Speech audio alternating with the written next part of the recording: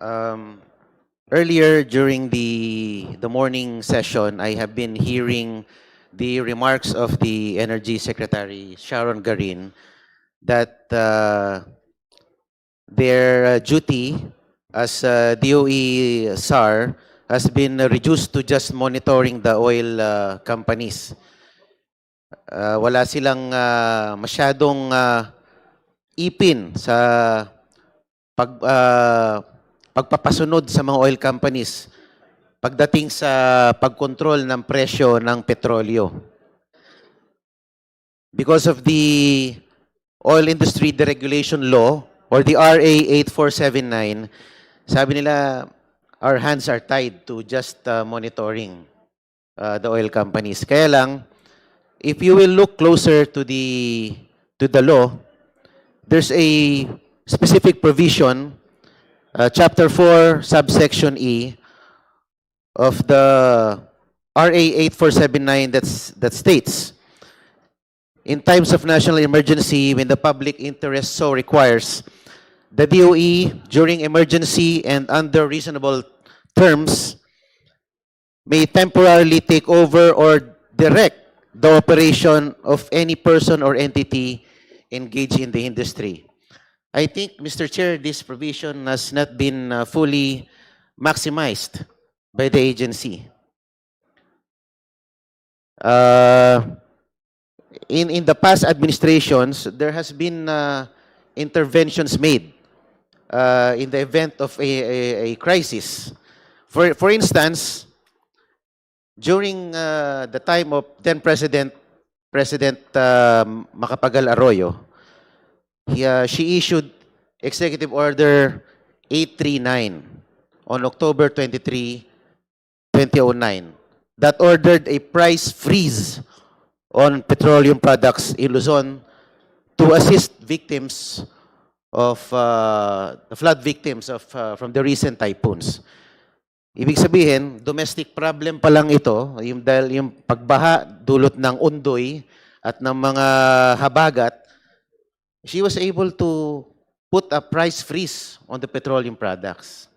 Ito, global problem, and President Marcos has already declared a national energy emergency. Bakit hindi niya magawa itong price freeze na ginawa ni President Arroyo nung panahon ni President Arroyo? Ba't hindi niya gayahin ito? Para patigil itong pag-surmount ng presyo ng bilihin ng petrolyo. Can we hear from the Department of Energy?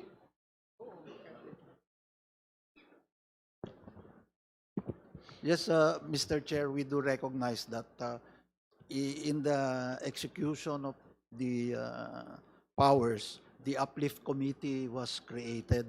So potentially, it can be done, but there are certain considerations when you do something like that, like a price cap, because we want we're beginning from a point na private lahat and deregulated ang industry.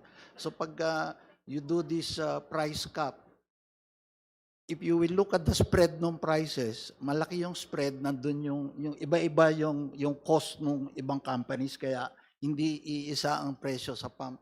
Pag kinap mo, ang normal reaction, yung mga nandito sa baba, hahabulin nila yung cap. So baka magkaroon pa ng reverse effect na hindi mo gusto naman mangyari, no? So yun ang isang nung price cap. Yung isa naman na tinitingnan din is price freeze. Kung nasaan ka, diyan ka lang. Freeze yun.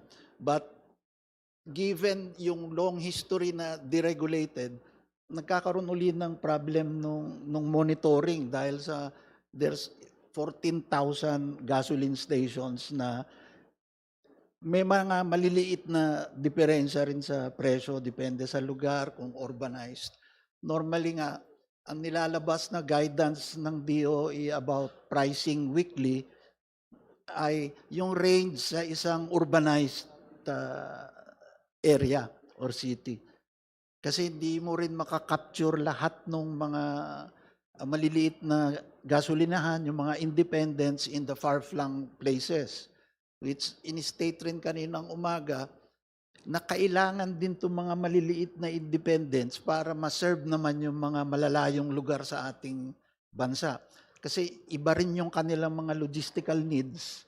Kaya pag pinataw mo ng isang ganyan, baka mamatay naman yung ibang maliliit na mataas kasi ang cost na paratingin yung produkto doon sa malalayong lugar. Mr. Chair, if I may interject, the oil industry deregulation law was enacted in 2001. And President GMA issued the EO 839 2009. So the Deregulation Act was already in effect. And yet she was able to issue a directive putting a price freeze on petroleum. Why can't we do it? Samantalang hindi naman nagkakalayo ang presyo ng big time players sa small players. There's just a small disparity. Hindi naman ganoon kalayo.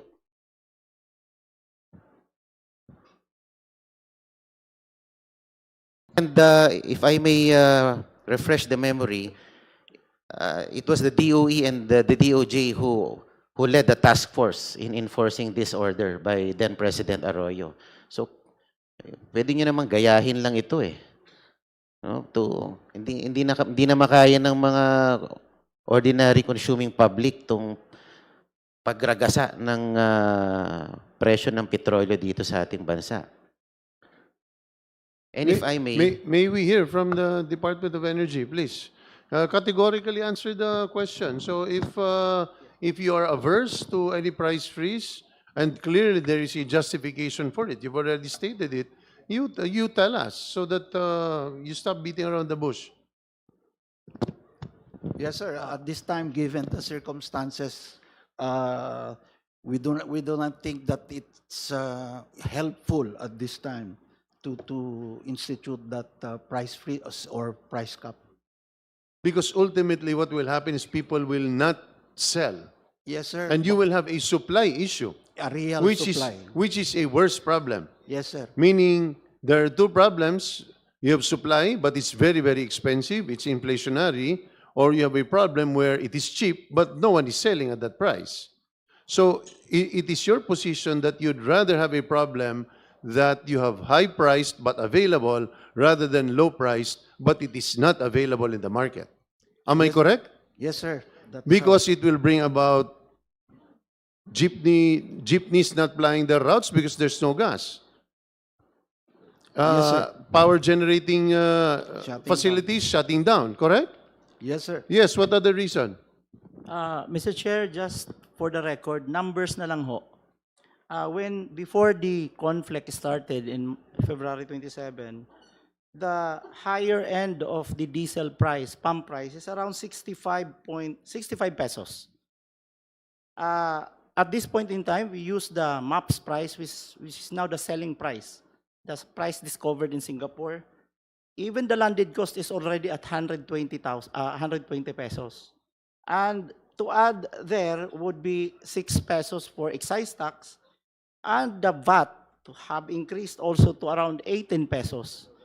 So, andyan pa ho yung CME, mandato din ho ng isang batas yan, adding around 4 pesos, you end up around 164 pesos. And there's no magic in the number. Mahirap po talagang... If I just may interrupt you, just in support of Congressman Marcoleta's position, is that did we have that debilitating effect when in fact former President GMA did the supposed price capping in 2008? We have to search that back again. But if we remember right, that was withdrawn, Mr. Chair, because there was a case filed in court. But we will search on that. So we will be accurate. It was not Please. withdrawn. It was temporarily lifted kasi natapos na yung problema sa typhoon. But please give us the right information because it's also a very valid point. Please proceed, Congressman. There is an interjection. Yes, Congressman yes, Mr. Sunday. Chairman, just to refresh everyone's memory, when the price freeze was ordered by then former President GMA, it covered LPG and kerosene. It did not cover gasoline and diesel because LPG and kerosene are lumped as basic commodities. Yes. Thank you for that. Thank you for that information. That's precisely why there is a proposed amendment to include also liquid gas, meaning gasoline and petroleum, as part of the Price Act. Go ahead, Congressman Marcoleta. As a follow-up question, yung pong Brent crude oil futures is now stabilizing and has not exceeded the 2022 peak of $120 per barrel. Ngayon, nasa $80 to $90 per barrel na lang ang Brent crude. Pero ang mga pump price sa gasolinahan ay mas mataas pa sa 2022 levels. So could you explain to us bakit ganun yung disparity?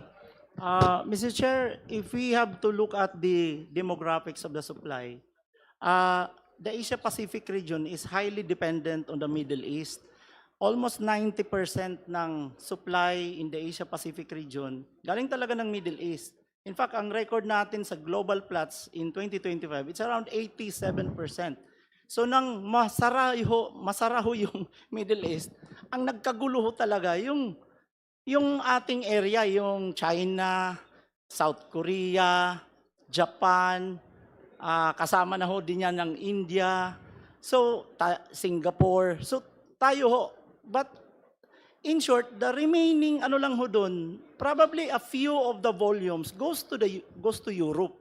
Kaya yung Brent price, which is the price index for Europe, has not moved so as much as the movement in the MAPS in Singapore, which is the trading hub, which is also has been the established price index for the Asia-Pacific region. Kaya gumalaw talaga yung MAPS. Kasi yun ang tinamaan ng Middle East oil eh. Tayo talaga eh. But in case of Russia, Ukraine, for example, before, talagang from 15 US dollar per MMBTU in LNG. Kasi Russia, napakalakas ho yung supply ng LNG nila or gas to Europe. Umabot rin sila ng 85 US dollar per MMBTU on the Ukraine crisis. Kasi sila ho ang tinamaan. Pero dito sa atin, hindi ho masyado. Kasi ano tayo eh, Middle East pa rin tayo, Qatar, Australia. So talagang mayroon hong effect yung demographic dahil nasanay tayo sa Middle East, biglang nagsara. Kaya ang mga floating na nandun, kasi nung March, nandun pa yung nakalabas na mga oil from the Middle East. Mga 1 month ho natin nagamit yun, kaya naging sufficient pa rin ang supply natin. But this has been added with, yung sinasabi ni Secretary before, it used to be like 5 US dollar ang premium per barrel, premium. But now it has gone up to 64. Aside from the fact na umincrease ho yung MAPS price from 90 US dollar per barrel before the conflict, diesel po to 257 US dollar per barrel. Umakyat ng MAPS, umakyat pa ang premium from 5 to 64. So talagang double whammy po ang nangyari sa atin. Because the demographics of our supply is heavily reliant with the Middle East source of crude oil. So, ang ibig niyo po sabihin, Asia, particularly Southeast Asia, is dependent on oil importation from Arab countries. Last week, I was in Japan to meet some leaders, Filipino community. At while conversing with them, sinabi nila, at the height of the Middle East conflict, at the height of the oil crisis, Japan was able to make a rollback twice. Yung sobrang binayad nila, kinredit back pa sa kanilang bank account. Asian country yun. Bakit di natin magawa yung rollback na yun? It's also a similarly demographic country, archipelagic ang Japan, Southeast Asian country and East Asia. Why can't we adopt the same? And to wind up, Mr. Please. Chair, Go ahead, go ahead. tinitignan ko po yung movement ng fuel price increase in Southeast Asia. I saw a table. The biggest increase is from Myanmar. Fuel price increase. Followed by the Philippines. Third, Cambodia. Fourth, Laos. Habang tinitignan ko po yung table na yon, Mr. Chair, meron akong naaalala na similar table. Not somewhat similar, pero meron siyang kawangis na table. Nung hinanap ko ng hinanap, ito yung kamukha niyang table. Yung table ng most corrupt countries in Southeast Asia. Yung mga countries na ito na top 4, sila rin top 4 most corrupt countries in Southeast Asia. Myanmar, number 1. Number 2, Cambodia. Number 3, Philippines. Number 4, Laos. This is based on the Philippine, Corruption Perception Index by the Transparency International. So I see I'm winding up, Mr. Chair. Do you see a correlation between energy security and corruption? Between the two, Mr. Chair. Kasi yung top 4 sa fuel price increase na 4 na bansa, sila rin ang top 4 na most corrupt countries dito sa Southeast Asia. And as a last remark, Mr. Chair, kahapon po ako po ay nandito rin sa Kongreso. Nag-file po kami ni Congressman Rolly Macasaet. It's a joint filing of a bill setting a fuel VAT cap. Kung ayaw ni Mr. Chair ng tanggalin ng VAT, nag-propose po kami to impose a fuel VAT cap during energy emergencies. Congressman Marcoleta, that's a very important bill. I wish you could stay for another round because we'd like to really discuss it. I think it's critical that we be able to discuss it because I think it's something worth discussing in reality. Opo. But I hope you can still stay. Just to describe it briefly, it's putting a cap on the VAT and make it stay within the pre-crisis rates. Yun lang pong ang layunin po ng aming panukalang batas at sana po ay makonsidera ng Ways and Means Committee. Maraming salamat po. Yan po ay ating ikinoconsider. In fact, hindi lang kayo, meron pang dalawang subsequent na nag-file patungkol doon. Maraming salamat Thank you po. to the better-looking Marcoleta in Congress. Thank you Nako. very much. Magagalit si Daddy. Thank you po. Thank you po.